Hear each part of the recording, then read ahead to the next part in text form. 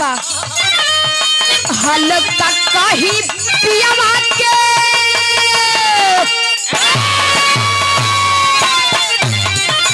हल्का कहीं पियावा के बिन चलुए इंजन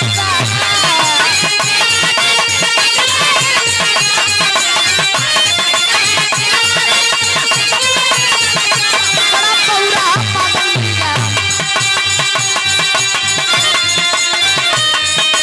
हल्का कहीं पियावा के बिन चलुए इंजन चिपकते नया नया ड्राइवर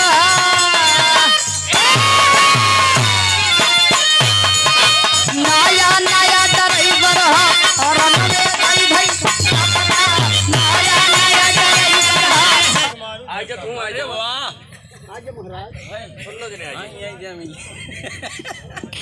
आप आदरणीय परम पूज्य परम सदैव परम सम्मानित आप हमारे धर्म के चाचा जी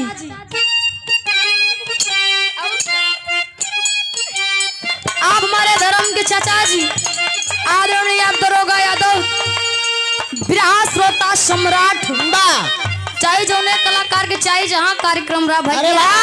चाहे यूपी में चाहे एमपी में चाहे बिहार में चाचा हमारे कुल पहुंचा थे और जाबे यहाँ करते रहूँगा 10,000 रुपये खर्चा करा कलाकार के पीछे भैया चाचा जी के कर कमलो द्वारा सुंदर पंखुड़ियों से गुथा हुआ हर 201 रुपए का महान आशीर्वाद चाचा हमरे फरमाइश भाई हो जाए तुरंत गाय दे आप आदरणीय परम पूज्य परम सदे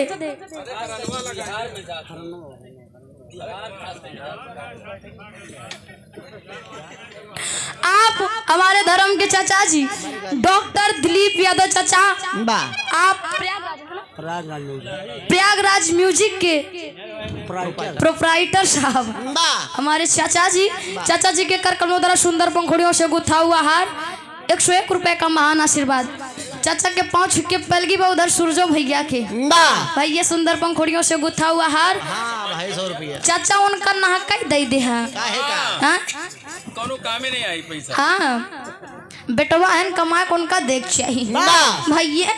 हम सब बिटिया ही अपने घरे चले गए तो इनका दे रहा है के बाद हम लोगन के मिलत रहे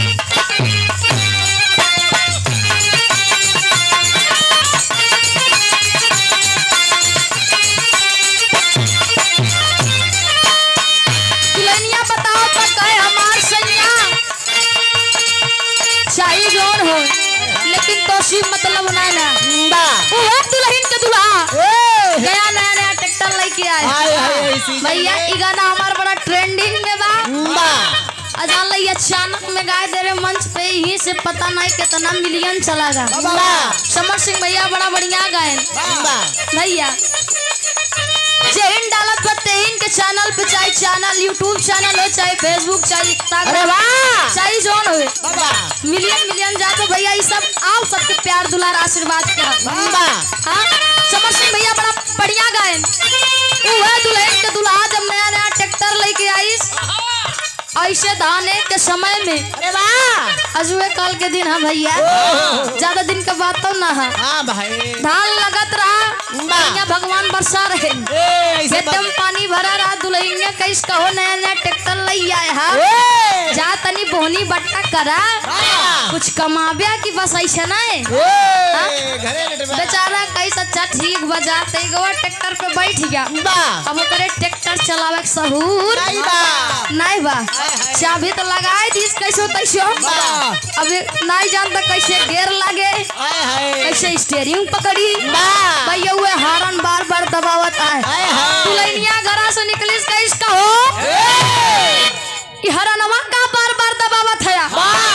अरे लई जा लोग बार बार फोन करता खेत जोतई के लई जा तनी खेत तो जोतबे खिया दिमाग खात है हम चबिया लगा चबिया आनव करबो जो के हरन जब दुल्हनिया देखत है कि इनका देखा इनका बौरा हुक देखा इनके चलो इनके सहूर नहीं ने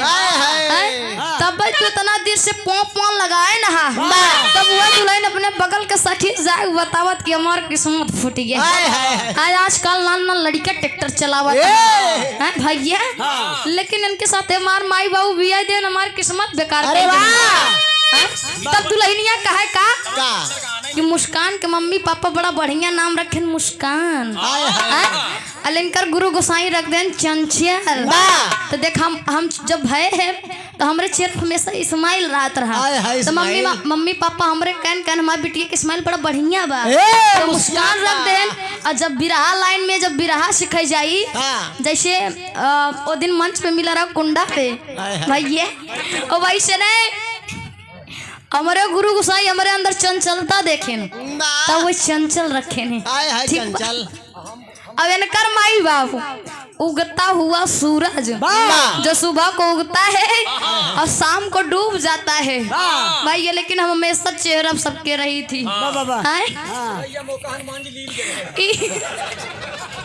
गदा ले रहे तब वो हनुमान जी वाला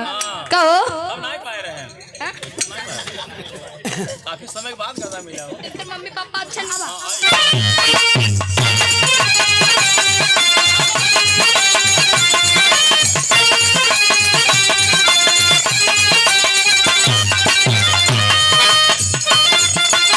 क्या बात है दुल्हनिया तो है अपने सखी से बतावत बा हल्का कहीं पिया के